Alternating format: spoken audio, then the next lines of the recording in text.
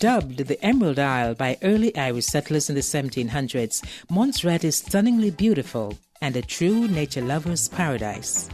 Lush green mountains and picturesque landscapes, Montserrat has a unique history and cultural heritage. The island, once the playground for the rich and famous, has always had a strong tourism sector.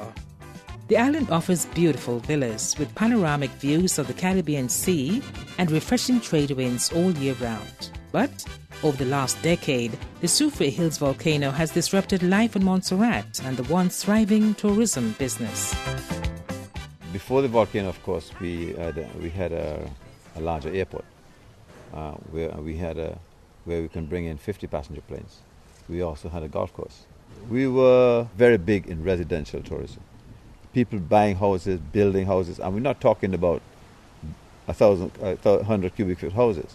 We're talking about 2,000 square feet and things like that. We're talking about, and nearly every house has a swimming pool. So we're not talking about cheap houses. And this is the tourists we attracted. The volcano has destroyed much of Montserrat's original tourism infrastructure in the south of the island. And although Montserrat still has many beautiful rental properties, there are now only 2 hotels, and the golf course, which was a major feature, has been lost. This has forced the Tourist Board to look at a new marketing strategy for the island's resurgent tourism sector. At this time, I think we are looking at ecotourism. We hope that we can see that Plymouth being buried could be a big attraction.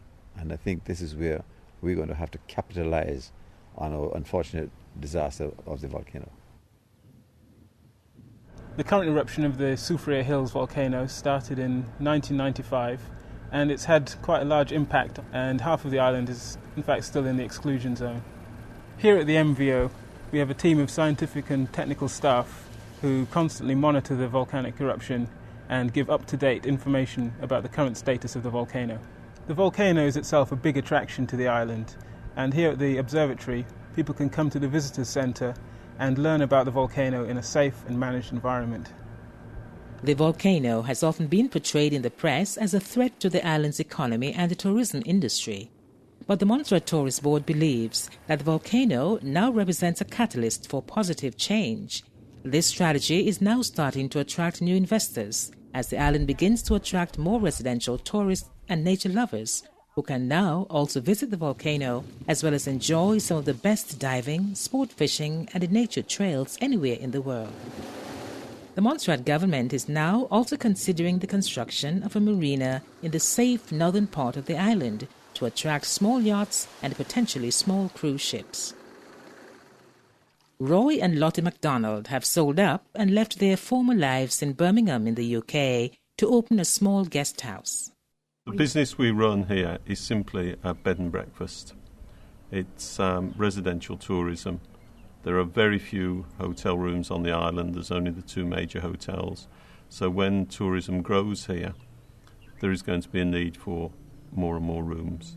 Our target market for the business is purely independent travellers, people who will book over the internet and want to go to an island that isn't resort orientated. The reason we first moved to Montserrat was property prices on this particular island were exceptionally good value, and as we could realise the equity in our home in England and the strength of the dollar meant it was the right time to move.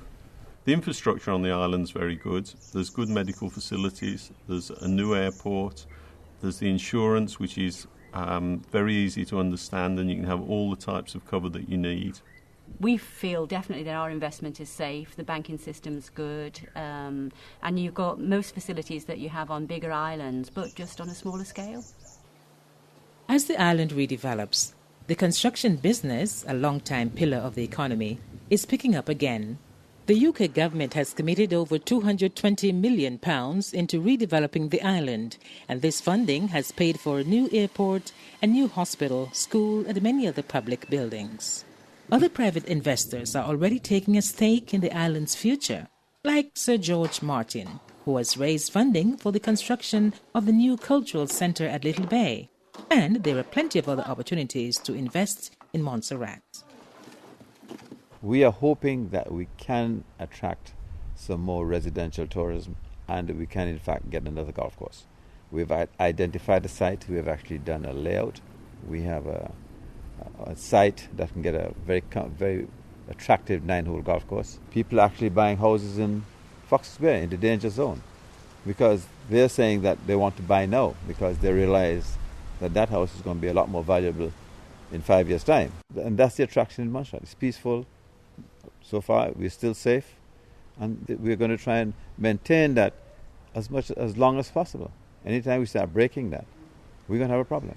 So we're going to maintain this peaceful atmosphere that we have on this island and go forward with a positive attitude. Montserrat is a well-kept secret in the Caribbean and has enormous potential for tourism development and investment. Yet at the same time, the island wants to preserve its serenity and environmental integrity and develop in a truly sustainable manner. Montserrat does not want to become just another tourism destination, but one where the visitor has a genuine experience and the benefits are widely dispersed. As a visitor or potential investor, now is the time to pay us a visit. Montserrat, know it, love it, show it. Montserrat, know